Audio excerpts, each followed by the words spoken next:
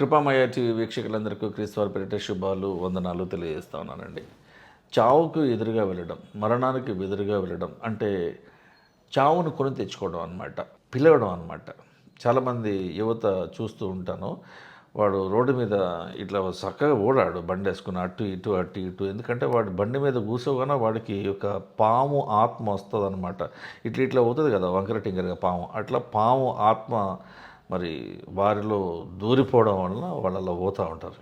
అంటే మరణాన్ని పిలుస్తూ పోతూ ఉంటారు. సమూయేలు మొదటి గ్రంథము 17వ అధ్యాయము 48 నుంచి 51 వరకు ఉన్నటువంటి సందర్భము. గొల్యాతు లేచి దావీదును కలుసుకోవడానికే అతనికి ఎదురుగా వెళ్ళి దావీదును కనుక్కొని అంటే ఎదుర్కొనడానికి వెళ్ళి ఫిలిష్తీయుల సైన్యము తట్టు త్వరగా పరిగెత్తిపోయి తన సంచిలో చేయి వేసి అందులో నుండి ఒక రాయి తీసి వడిసెలతో విసిరి ఆ ఫిలిష్తీయుని నుదుట కొట్టాడు దావీదు.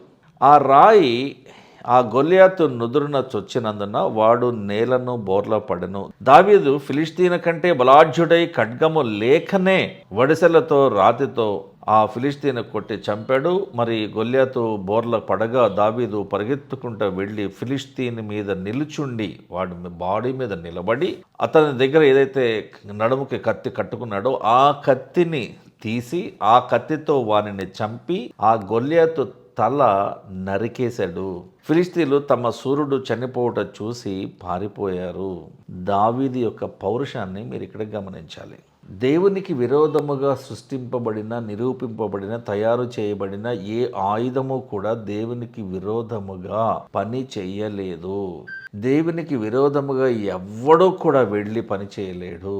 ములికోలలకు ఎదురుగా వెళ్ళి నువ్వు ఏమీ చేయలేవు.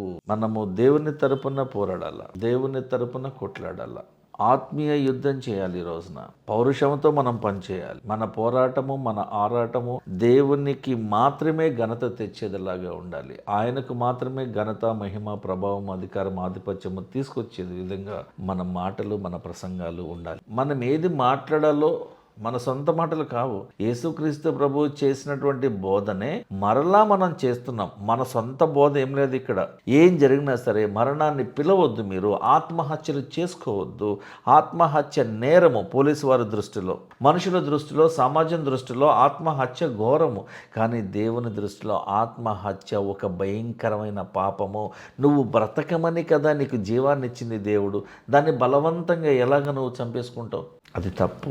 చిన్న ప్రార్థన కొరకే తలలో ఉంచుదాం. పరలోకమందున్న మా తండ్రి, మా ప్రార్థన ఆలకించండి ప్రభువా. జీవముతోనూ, సత్యముతోనూ, పరిశుద్ధతతోనూ, పవిత్రతతోనూ, మంచి ఆలోచనలతోనూ, సమాధానంతోనూ బ్రతకాలని ఆశపడుతున్నటువంటి క్రైస్తవులందరినీ, విశ్వాసులందరినీ మీరు జ్ఞాపకం చేసుకుని వారిని దీవించి స్వస్థపరిచి వారందరూ కూడా దేవా నీ సేవ విషయమై పాలి భాగస్థులై ఉండే విషయమై వారికి సహాయం చేయమని యేసుక్రీస్తు వారి పరిశుద్ధ నామంలో అడుగుతున్నాం తండ్రి. ఆమేన్. Thank you.